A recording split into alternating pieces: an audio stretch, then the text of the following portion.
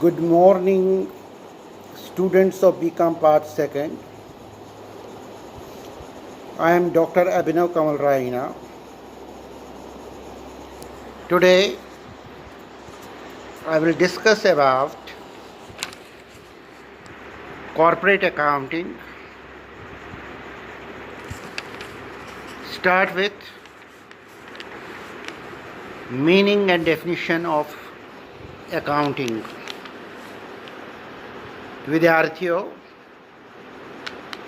लेखांकन का अर्थ एवं परिभाषा क्या है? लेखांकन का अर्थ एवं परिभाषा पिछले 3 वर्षों से आपने पढ़ा होगा और समझा होगा। चूँकि बीकॉम पार्ट फर्स्ट में ABST के 2 papers elements of statistics and cost accounts के रूप में हमने पढ़े हैं, तो विशेषकर अकाउंटिंग या लेखांकन एक परिचय, इनका अर्थ और परिभाषा को एक बार हम पुनः समझने की कोशिश करेंगे और इसका स्वरूप कॉर्पोरेट अकाउंटिंग में किस प्रकार से कॉर्पोरेट अकाउंटिंग के तत्व, जिसमें ऋण पत्रों का निर्गमन, जिसको हम कहते हैं issue of shares and issue of debentures, redemption of preference shares, underwriting of shares and debentures, redemption of preference shares, acquisition of business including profit,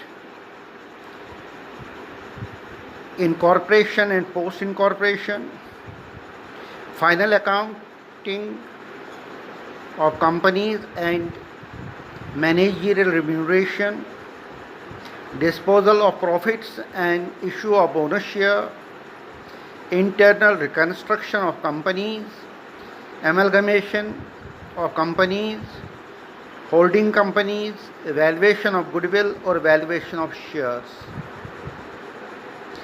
इसको समझने के लिए हमको लेखांकन के मूल तत्व के बारे में समझना बहुत ही आवश्यक है। लेखांकन क्रियाओं, व्यवसायों को ये जानकारी प्रदान करती है कि एक निश्चित अवधि में उनकी व्यावसायिक क्रियाओं का परिणाम क्या रहा। What was the results regarding the business in a particular period? इन घटनाओं के परिणाम स्वरूप उससे शुद्ध लाभ अथवा शुद्ध हानि कितनी हुई तथा उनकी संपत्तियों एवं दायित्वों एक निश्चित तिथि के अनुसार क्या रहा तथा दिन प्रतिदिन जो कुछ भी व्यवहार होते हैं, जिनको हम टेक्निकल भाषा में बिजनेस ट्रांजैक्शंस कहते हैं,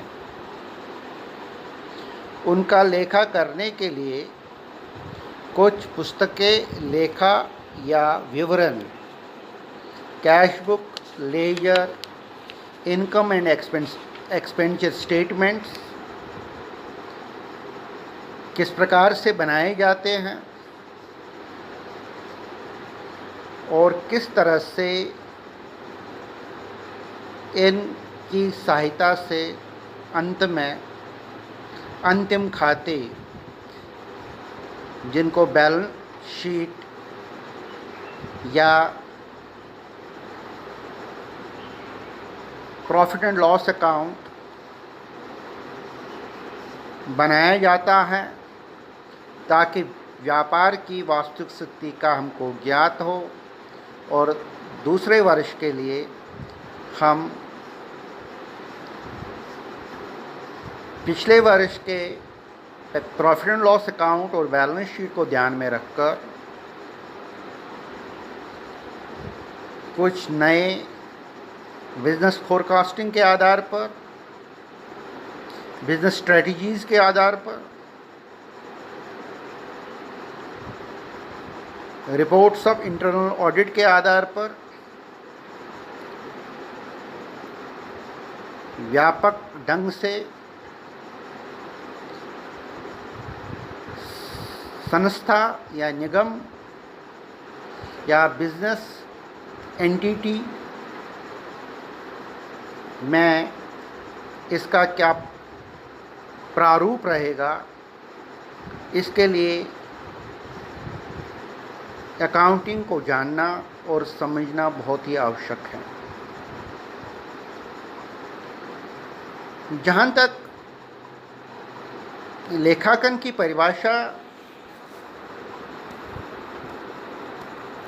के बारे में बताया गया है विभिन्न विद्वानों द्वारा,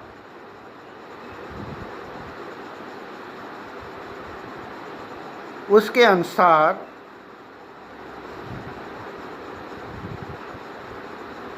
ये डेफिनेशन हमारे समक्ष आती है कि लेखांकन उन व्यवहारों और घटकों को जो कि कम से कम अंशतः वित्तीय प्रकृति के हो, मुद्रा के रूप में प्रभावपूर्ण तरीके से लिखने, वर्गीकृत करने तथा सारांश निकालने एवं उसकी परिभाषा को व्याख्यान करने की एक कला है। ये लेखांकन की परिभाषा का सारांश है, इसको हम कहते हैं एब्स्ट्रैक्ट। अगर हम इस परिभाषा का एनालिसिस करेंगे, लेखांकन एक कला है। इस कला का उपयोग वित्तीय प्रकृति के मुद्रा में मापनीय व्यवहारों और घटनाओं के अभिलेखन, वर्गीकरण, निर्वचन, संक्षेपण के लिए किया जाता है। विद्यार्थियों, लेखांकन मुख्यतः वित्तीय प्रकृति के व्यावहारिक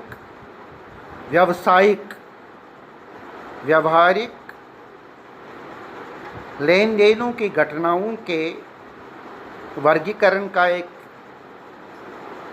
विज्ञान है और इस लेन देनों और घटनाओं का महत्वपूर्ण सारांश बनाने, विश्लेषण तथा व्याख्या करने और परिणामों को उस व्यक्तियों को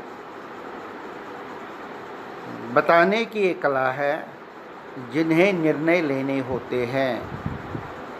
इस परिभाषा के अनुसार लेखांकन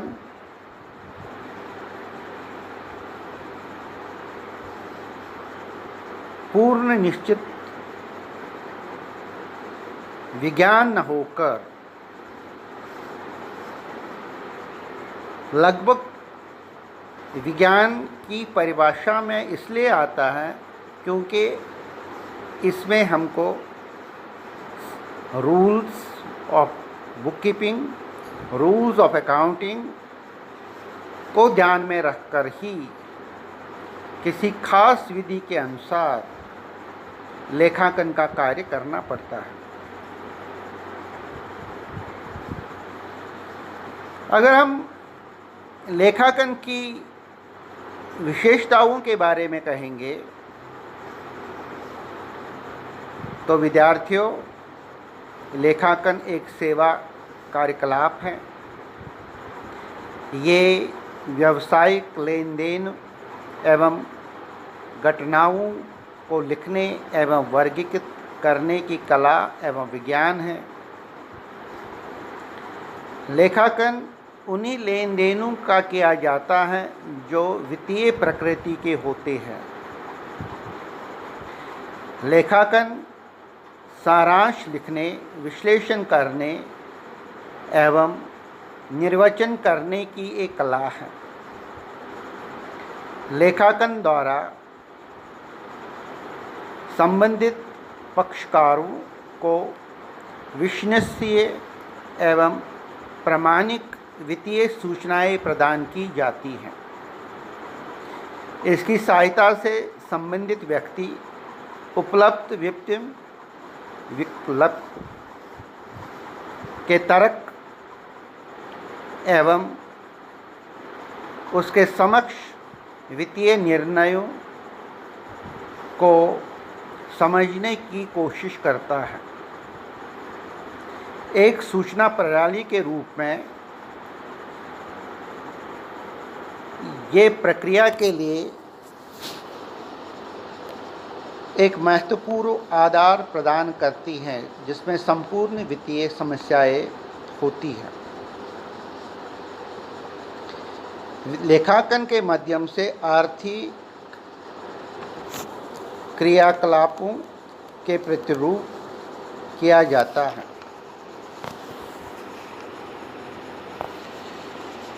अगर हम लेखांकन की आवश्यकता एवं उद्देश्य की बात करेंगे तो इसके अंतर्गत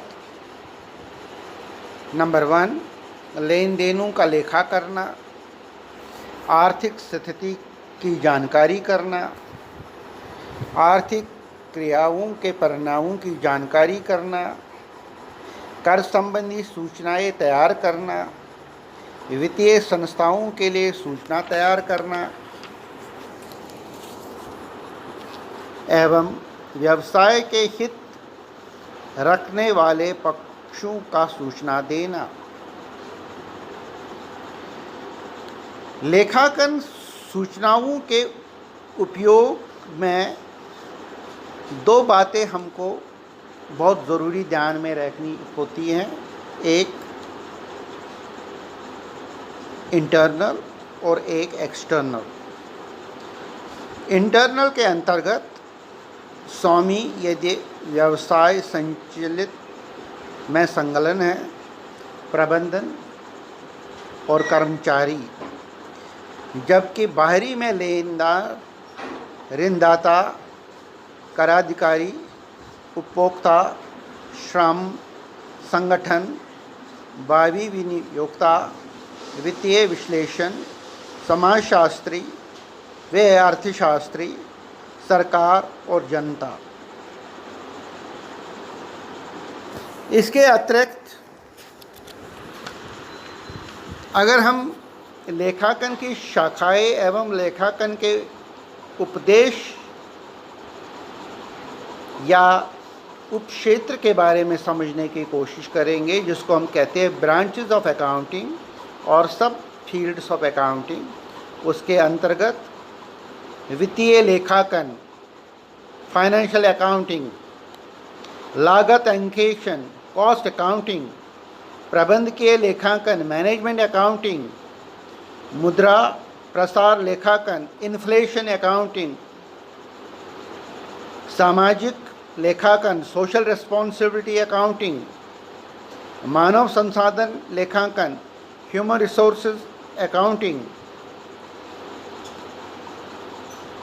और पर्यावरणीय लेखांकन, जिसको हम कहते हैं एनवायरमेंटल अकाउंटिंग। इसके अतिरिक्त आजकल पर्यटन अकाउंटिंग एवं सैटेलाइट अकाउंटिंग को भी महत्व दिया जाता है। वित्तीय लेखांकन के अंतर्गत लेखों को प्रारंभिक बहियों में दर्ज करना, ट्रायल बैलेंस को बनाना, उनको जांच करना, लेजर को बनाना, कैश बुक को मेंटेन करना तथा वित्तीय विवरण तैयार कर लाभ हानि आर्थिक स्थिति को ज्ञात करना होता है।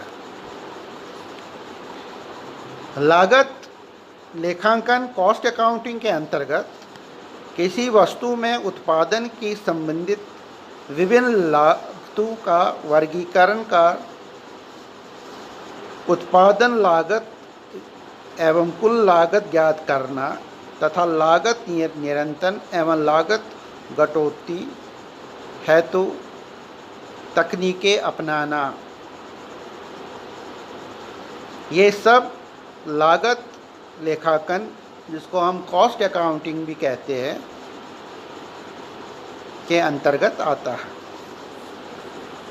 प्रबंधकीय लेखांकन मैनेजमेंट अकाउंटिंग के अंतर्गत व्यवसाय के स्वामियों एवं प्रबंधकों के निर्णय लेने में मदद करने हेतु वित्तीय आंकड़ों का संग्रहण, वर्गीकरण, विश्लेषण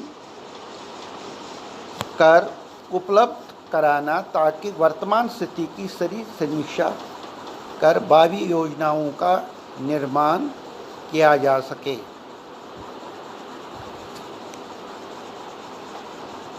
इसके अंतर्गत मैनेजमेंट ऑडिट, प्रबंधकीय अंकेक्षण भी आता है।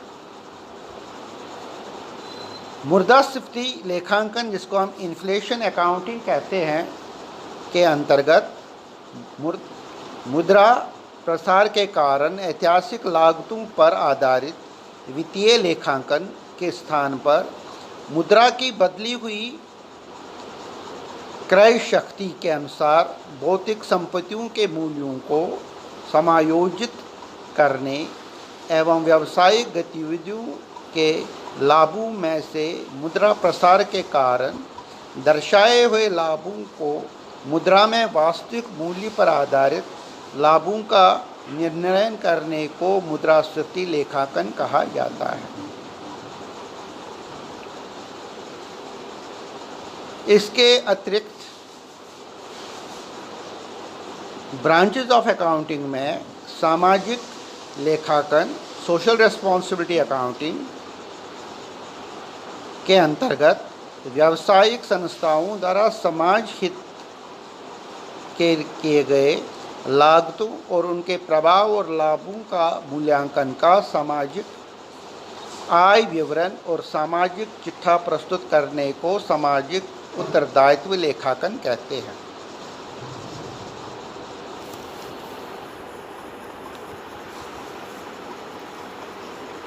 इसके अतिरिक्त ब्रांचेस ऑफ अकाउंटिंग में मानव संसाधन लेखांकन, जिसको हम ह्यूमन रिसोर्स अकाउंटिंग भी कहते हैं, व्यावसायिक उपक्रम में प्रबंधकीय एवं गैर प्रबंधकीय व्यक्तियों के संबंध में उपयोगी सूचनाओं की पहचान, मापन लेखांकन एवं संस्थाओं को प्रस्तुतीकरण करने के मानकीय संसाधन लेखांकन के अंतर्गत माना जाता है।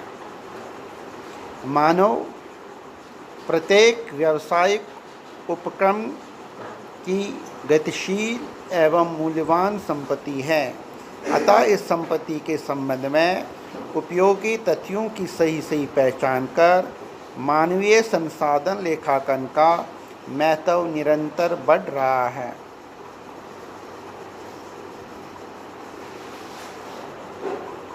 विद्यार्थियों, आज कल सरकार और विश्व पर्यावरण के प्रति बड़ा जागरूक हैं।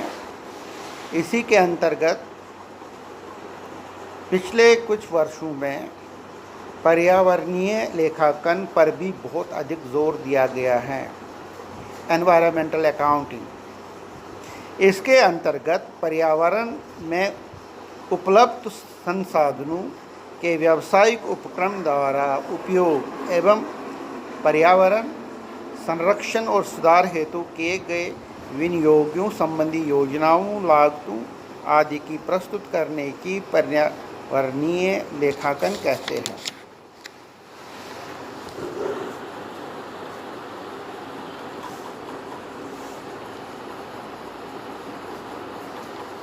विद्यार्थियों, लेखांकन में एक महत्वपूर्ण कार्य होता है फंक्शंस ऑफ अकाउंटिंग डाटा। इसके अंतर्गत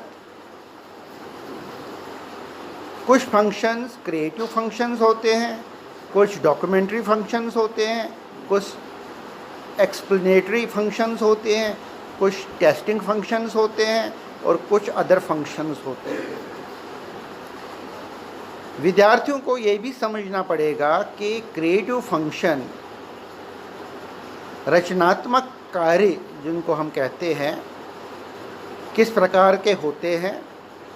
इसके अंतर्गत व्यवसाय के आकार, प्रकार एवं आवश्यकता के अनुसार उचित लेखांकन पद्धति का चुनाव करना, लेखा पुस्तकों की संख्या और आकार का निर्धारण, लेखांकन विधि और लेखा कर्मचारियों का चयन करना, उनके कार्यों की देखरेख एवं निरंतर करना इसके अंतर्गत आता है। डॉक्यूमेंट्री फंक्शंस के अंतर्गत व्यावसायिक व्यवहारों को उचित प्रारंभिक लेखा बहियों को दर्ज करना, उसकी पुनः जांच करना तथा पुस्तपालन के सामान्य कार्य सम्मिलित किए जाते हैं। एक्सप्लेनेटरी फंक्शंस के अंतर्गत खाता बही का सारांश तैयार कर गणितीय जांच हेतु trial balance, profit and loss account और बैलेंस शीट को बनाना तथा विश्लेषण करना आदि कार्य सम्मिलित किए जाते हैं। टेस्टिंग फंक्शंस के अंतर्गत लेखा पुस्तकों में दर्ज व्यवहारों और अंतिम खातों की विभिन्न प्रमाणकों को आदि की जांच करना, अर्थात अंकेशन कार्य को करना तथा अंकेशन जांच प्रायः बड़े व्यवहार में चार्टर्ड अकाउंटेंट द्वारा कराया जाना अनिवार्य है। जांचकर्ता को अंकेशक कहते हैं। संस्थाओं ने आजकल इंटरनल ऑडिट की भी व्यवस्था की गई है। अन्य कार्यों के अंतर्गत उपयोग कार्यों के अलावा जिसमें creative functions, documentary functions, explanatory functions और टेस्टिंग फंक्शंस आते हैं, इन कार्यों के अतिरिक्त कर्मचारी वर्ग, कर विभाग, उपभोक्ता आदि के संबंध में जितने भी सूचनाएं हैं उनको एकत्र करना, विश्लेषण करना और प्रबंधकों के समक्ष विश्लेषण कर उनको प्रकट करना इस कार्य के अंतर्गत आता है।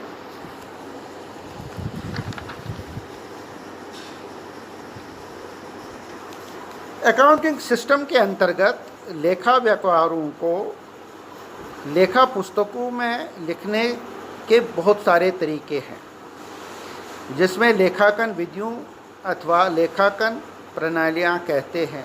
लेखांकन विधियों को वर्गीकृत 3 खंडों में किया जाता है। Number 1, classification on the basis of accrual. इसके अंतर्गत कैश सिस्टम अकाउंटिंग और मर्चेंटाइल सिस्टम ऑफ अकाउंटिंग आते हैं 2। Classification on the basis of place of origin के अंतर्गत इंडियन महाजनी सिस्टम ऑफ अकाउंटिंग को हम लेते हैं। और तीसरा, classification on the basis of completeness के अंतर्गत सिंगल एंट्री सिस्टम और डबल एंट्री सिस्टम को लिया जाता है। आजकल जितनी भी हमारी अकाउंटिंग या लेखांकन प्रणालियाँ हैं वो डबल एंट्री लेखा विधि, दोहरा लेखा विधि के अंतर्गत ही आती है। विद्यार्थियों, अकाउंटिंग साइकिल को समझने के लिए हमको एक ये समझना चाहिए कि अकाउंटिंग साइकिल एक बिजनेस ट्रांजैक्शन,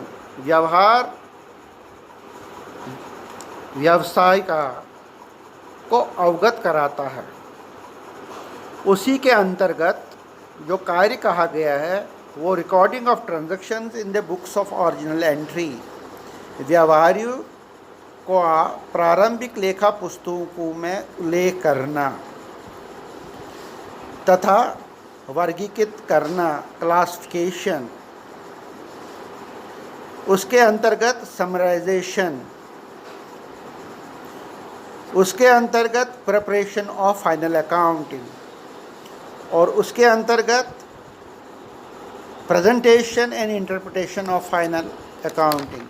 ये इस अकाउंटिंग साइकिल की लास्ट एक प्रक्रिया है।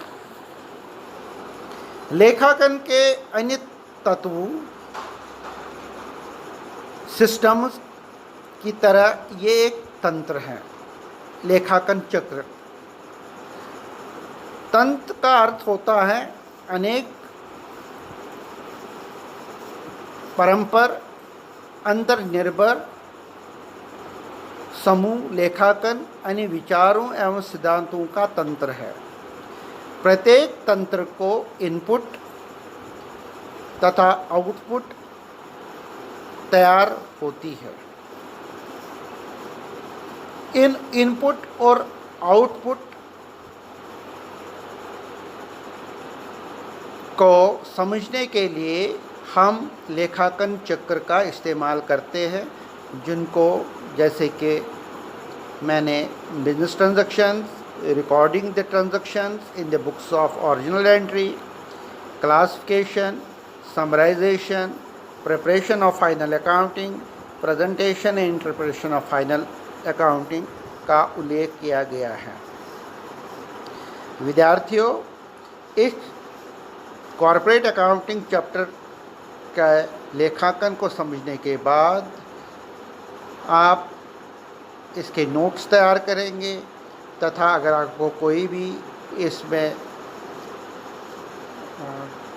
डाउट है, पूछना है, तो आप मेरे व्हाट्सएप नंबर 9351329052 पर संपर्क कर सकते हैं या मेरे जीमेल अकाउंट akraina.ajmer@gmail.com पर भी अपनी डाउट्स भेज सकते हैं। मैं तुरंत उस पर अपनी टिप्पणी के साथ आपको समझाने की कोशिश करूँगा।